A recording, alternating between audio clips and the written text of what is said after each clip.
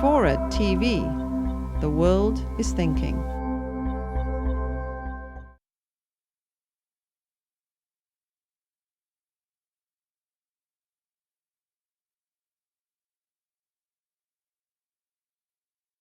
When you raise the issue of morality, if there is no supervisory being, then what do we base morality on? Is it based on who has the might at any given time? Who's in power? What is morality based on? If there is no order to the universe, and therefore some being, some force that ordered it, then who determines what is right and wrong, what is moral and immoral? You use very religious terms interchangeably while you attack the idea of a God. There is nothing immoral if there's nothing in charge, because everything becomes moral if in fact the species as we are is all there is. We'll determine, let's decide every 4 years what's moral. Most Republicans do, but I mean, let's do it in the sense of, let's just say, forget all of that. We'll decide morality based on every period of time, because there is nothing up there governing in any way. And you don't have to burn in hell to understand that life has certain guiding posts that has been set there well beyond your own being. And I think to think that the whole world was waiting on one's birth, your birth or mine, or death to set the framework of morality, I think that is very arrogant. It's also delusional, but it is very arrogant at best. Again, in reverse order. Don't look for help from the referee. I'm over here. I incline in your direction, sir. Said it before. Very suggestive thing that you just said. If there was no one in charge, how would we know how to act morally? And this is indeed a very profound observation. It's said in, it's argued by Smerdyakov in the Brothers Karamazov. It said, without God, anything is permissible. Some people believe that. Some people believe that without the fear of divine total surveillance and supervision, everyone would do exactly as they wished, and we would all be wolves to each other. I think there's an enormous amount of evidence that that's not the case, that morality is innate in us, that solidarity is part of our self-interest in society as well as our own interest, and very much to argue the contrary, that when you see something otherwise surprising to you, such as a good person acting in a wicked manner, it's very often because they believe they're under divine orders to do so. Stephen Weinberg puts it very well. He says, left to themselves, evil people will do evil things and good people will try and do good things. If you want a good person to do a wicked thing, that takes religion. For example,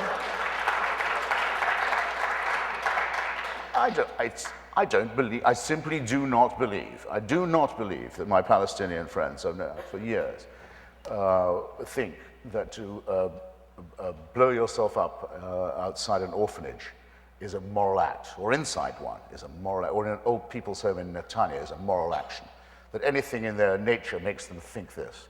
But their mullahs tell them that it is, and that the person doing this is a hero. I do not think that any person looking at a newborn baby would think, how wonderful, what a gift, but now just let's start sawing away at its genitalia with a sharp stone. Who would give them that idea if not the godly?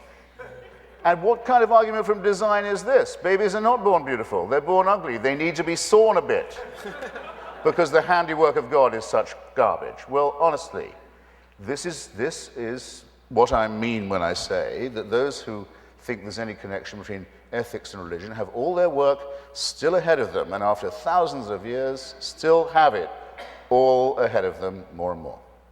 There. So you do not believe in your long and thorough research of history that atheists ever did anything evil. These were only religious people that were driven by somebody representing God that made them do that. And people that came in satanic ways, all of that is rubbish. Only religious people reading scriptures of some sort have done wicked things in the history of the world.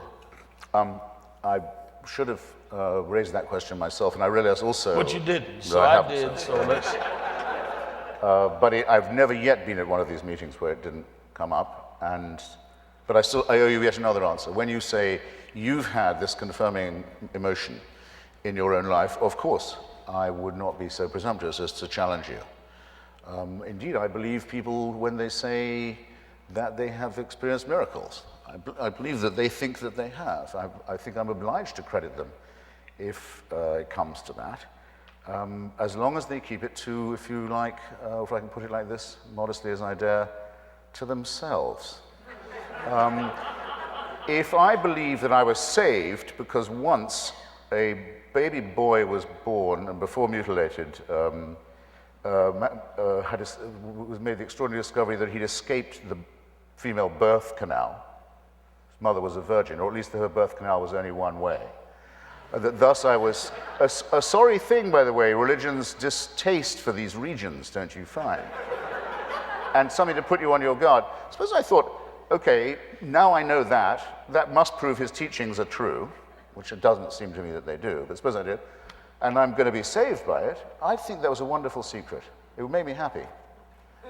It should make me happy. It doesn't make people happy. They can't be happy till I believe it too. My children must be taught this stuff. No, sir, no, ma'am, no day, no way, no shape, no form. You keep your illusion private. And I hope it does make you happy, and there's perhaps some reason why it would.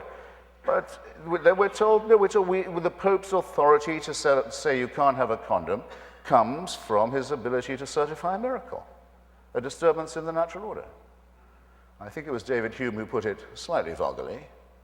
This was again about the virgin birth, I think. Which is more likely, that the whole natural order is suspended, or that a Jewish minx should tell a lie? There has to be an answer to this kind of question. As to the secular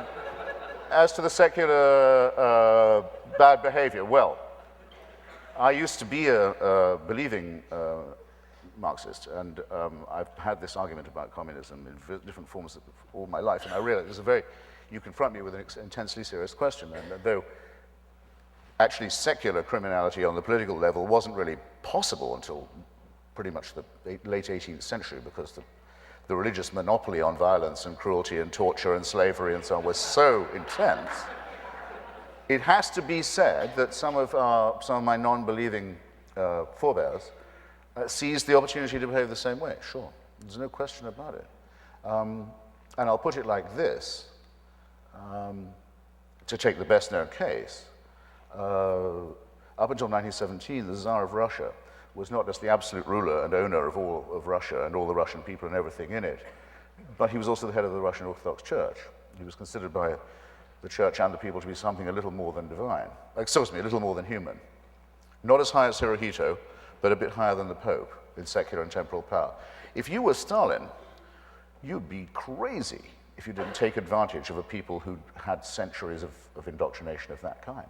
Of course you would want to see if you couldn't replicate that, and to see about reproducing it, emulating it, trading on it, taking advantage of it. You'd be nuts if you didn't do it. So the answer, I think, which is a very long process, will be a long cultural process, is to try and move people up to a cultural and intellectual level where they are above that kind of appeal, where they're not credulous, where they don't take things on faith, where they don't make gods or idols or images out of anybody, including fellow human beings, and they learn the pleasures of thinking for themselves. How about that for a modest proposal?